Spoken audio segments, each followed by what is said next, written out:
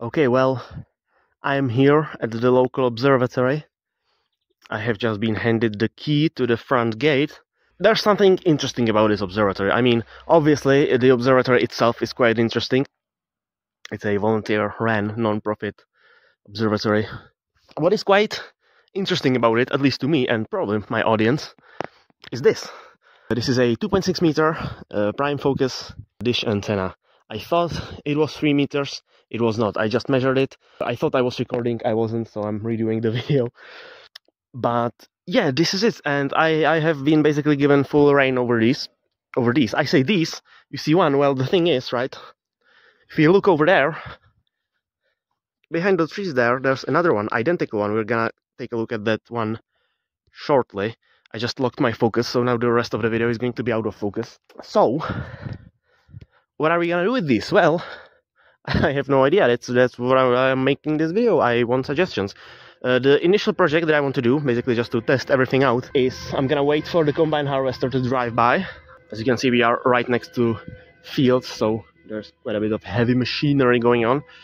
Okay, so what I want to do initially with this is an all-sky survey at the hydrogen line, basically, which sounds like a quite simple project to do. All we need to do is somehow make these move up and down electronically, and we should be able to map out the sky at 1.4 gigahertz. I forgot what the hydrogen line frequency is.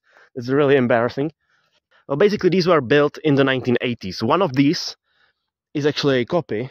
The original one was, I believe, a German radar, and by German I mean, like, you know, Germany in the Second World War, that was left in the Czech Republic, in the territory that today is the Czech Republic. Basically, was left behind. It was sitting in some trees, in some bushes at the Ondřejov Observatory, which is another big observatory, much bigger than this.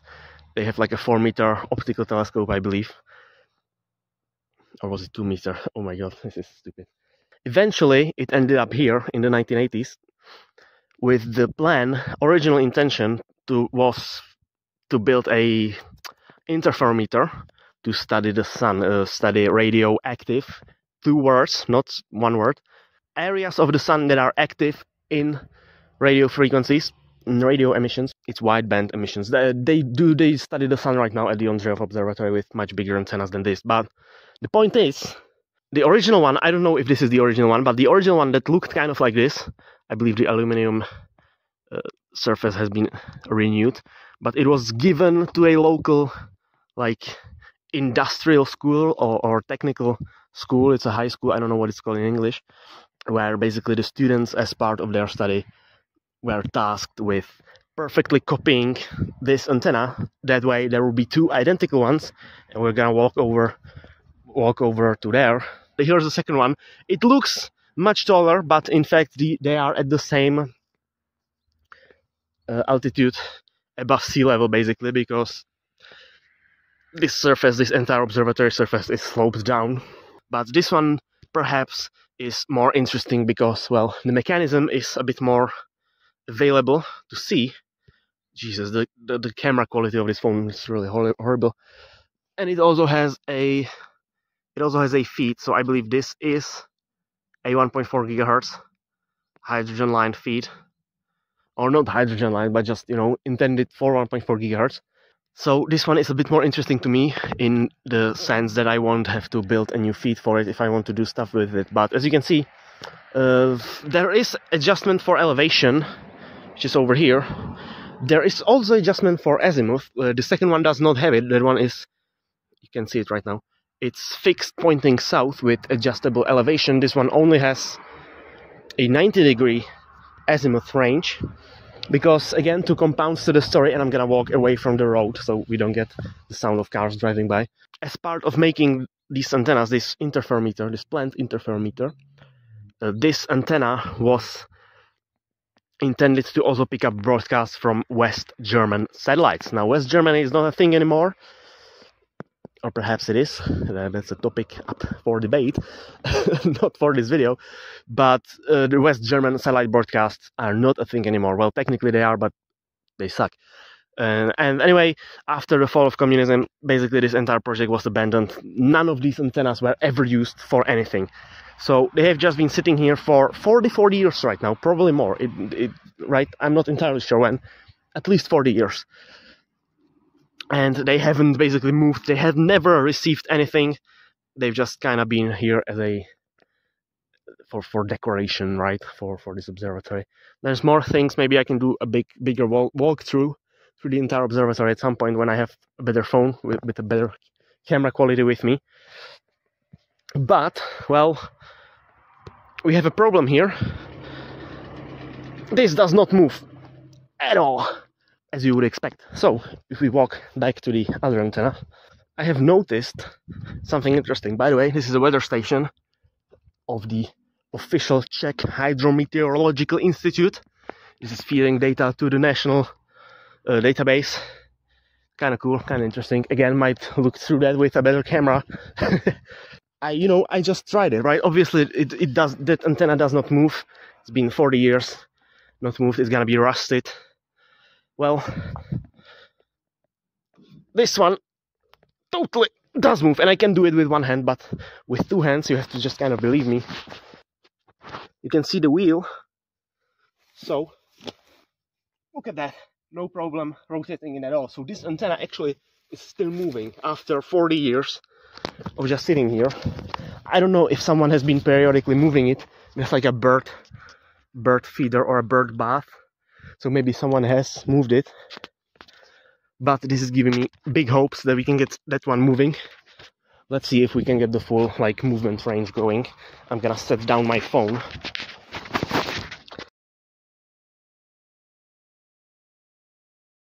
It clearly takes a lot of force to move it, given that there is no counterweight. Although it does seem to be quite well balanced. So my current plan is going to Tesco, because it's past 5 PM, so no hardware store will be open, and getting some WD-40 and treating these antennas, and maybe we can get the other one moving as well. And if not, maybe we can get this one moving easier. Eventually, the idea is to do an all-sky survey at the hydrogen line. And I think I said that in this video, I'm not sure. But to do that, we will have to replace this manual adjustment wheel with a linear actuator, basically, right? That way, the antenna can step 1 degree every single day, letting the Earth rotation basically do the scanning of the sky. I don't know, I'm not sure how to do this. And again, as I said, I don't know if I said it in this take or the previous one, I'm looking for ideas of what to do with these two 2.6 meter identical antennas. They are fixed, pointing south.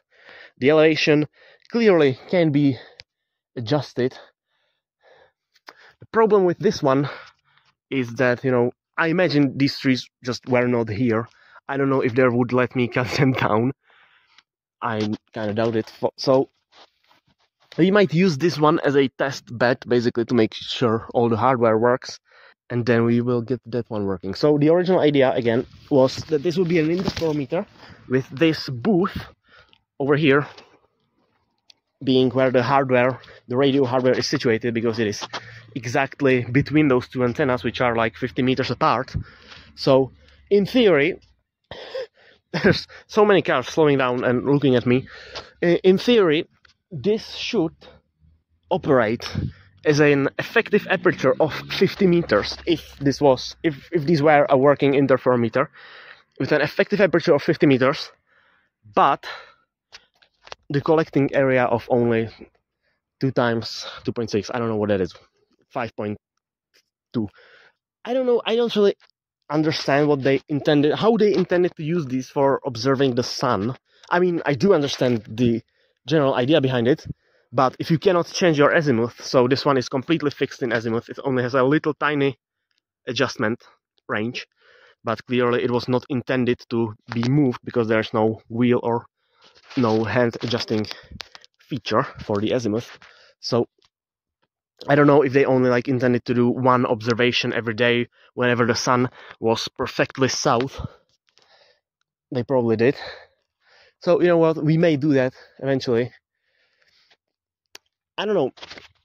I also don't think the resolving Well, I mean, if they are faced correctly as an interferometer, I guess you could achieve like point something degree resolution. The sun is what, half a degree, so you would need quite a tight beam, quite a narrow beam at L-band frequencies. I'm not sure how effective these dishes would be at higher frequencies. Obviously, higher frequency would give you a narrower beam, but it needs a more precise surface. Well, anyway, I'm gonna go get some WD-40 and see if we can move at least this one easier. We're gonna see if we can get it through its full elevation range to kind of get it moving again, and we'll see where we can go from there. So this one does not have a feed, so it might be better suited for like experiments where I want to use my own feed, where I don't want to disturb the original one. Yeah, that's it. That's the video. So no, that's not the video. That's this part of the video. So right now I'm gonna go buy some WD-40, some oil, and yeah, we're gonna see if we can get it moving. There's a hot air balloon. Obviously, you're not gonna be able to see it. Actually, you can sort of see it. So that's cool. Anyway, I'm gonna go. Okay, we have the essentials. We have the WD-40. We have some Gatorade, so we can be out here as long as we need. So the idea is to just give this a rinse with the WD-40. I don't really know what to do with this, because this one is really well stuck. So I'm hoping I have some hardware inclined people in my audience, which I'm sure I have, and you may have better experience with getting old stuff to move. Obviously, I'm gonna do some research on the internet. Oh my god, this is going everywhere. But half of it is going to be like AI-generated slop. So getting the advice from someone with actual experience is significantly better. So originally I thought... There's a motorbike driving by. So originally I thought I would just have to get rid of this entire threaded rod assembly. I'm probably killing the bushes there with the WD-40. Just in case we get it moving, I want to lubricate the entire rod. Let's do the other dish now. So, again, I thought I would have to get rid of the entire elevation assembly. But seeing as this one moves quite freely, instead of a linear motor, it might be better to just use some stepper motor that's actually going to rotate the wheel, just like you would with your hand. That way we don't have to do any modifications to this antenna. Again, any tips, any advice is appreciated. What kind of motor? Obviously I can turn it by hand, so I only need as much force as a very weak individual can generate. So I'm gonna put the phone somewhere it can record a cool time lapse, and we're gonna see if I can actually generate enough force, because I don't think it's perfectly balanced. That's a weird word to pronounce. So the amount of force needed to move the antenna is going to vary depending on what elevation it is at. So it might be getting more difficult or easier with time as I move it. So I suppose there's one way to find out. So here's the phone. I'm just leaning it up against some bricks, and I'm gonna see if I can move it.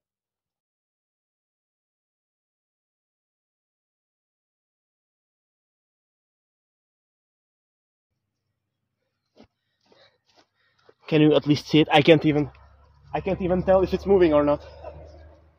It's a lot easier to move it now, but the force required gets a lot higher as so the thread is going down, which means that lever is going up, which means it's pulling on the rod down, which means the dish is going up. So it's the further up I go, the more force is required. Which makes sense, right? Because I'm fighting against gravity. So I don't know why I didn't think of it earlier to just spray all over the joints. I'm gonna go get the Gatorade.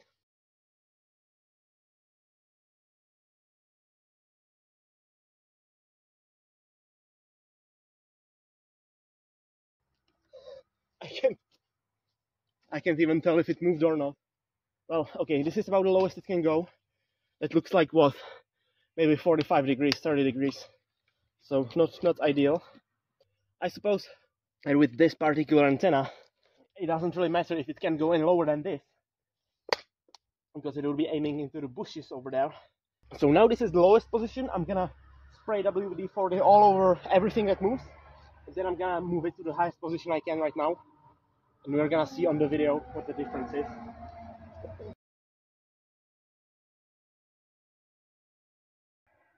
It's clearly visible that it moves, obviously, but it must be like 20 degrees of elevation range.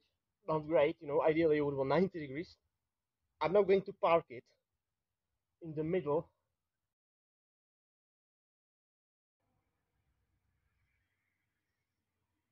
And let's see if we can do anything with the western antenna. So this is the east antenna, this is the eastern antenna. It's kind of cool, but I want to move the western one. Okay, this was only 25 minutes. I kind of want to show you the view from the top of the observatory, but I don't want to trigger the alarm. I probably wouldn't, but I don't want to risk it on my first day here. That would not be great. Okay, I don't know where I'm gonna put my phone. On this pile of rocks here. Let's see. We can figure out the position. Okay, that's perfect.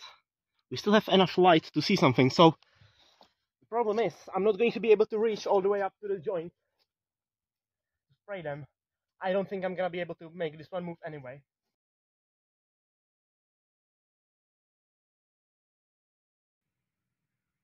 I don't know. This is the best I can do. Whatever. It's not happening. Not even. So unfortunately,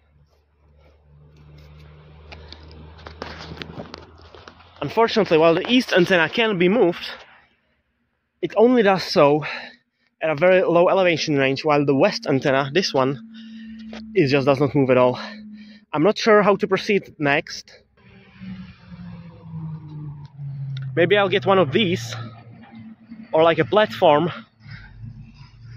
so I can reach up and I don't know, maybe put some weight on the parabola, on the antenna, to kind of ease off the load on the threaded rod. Because this other antenna, it actually has a bit of give to it, where I can lift it with my arm, and it actually does make it easier to move.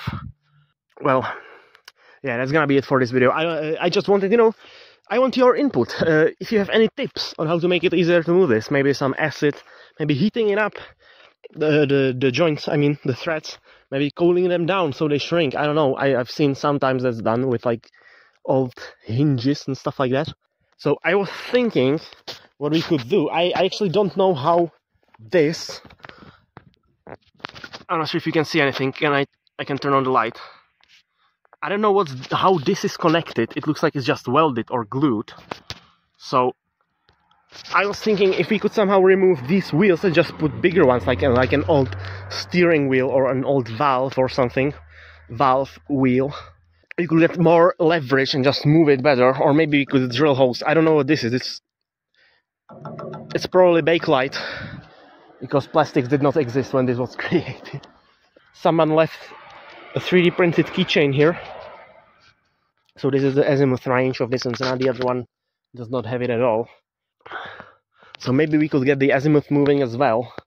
I don't know how that one could be motorized. So this is fixed, right? So if I... Well, no, that doesn't make sense, because if I attach a motor here, this moves slightly, right? This is angled.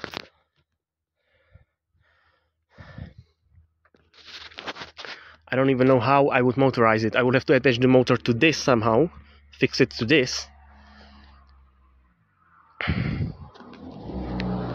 So it would turn the rod like on a 3D printer, the Z-axis.